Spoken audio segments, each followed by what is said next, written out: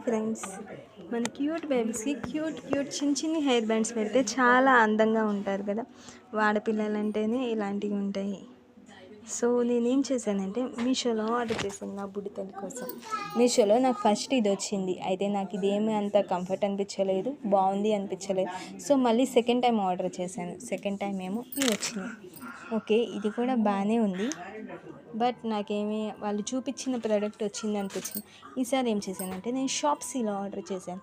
షాప్సీలో products చాలా బాగుంటాయని talk. So order చేస్తే వచ్చినాయి white, red, pink, baby pink, yellow and blue.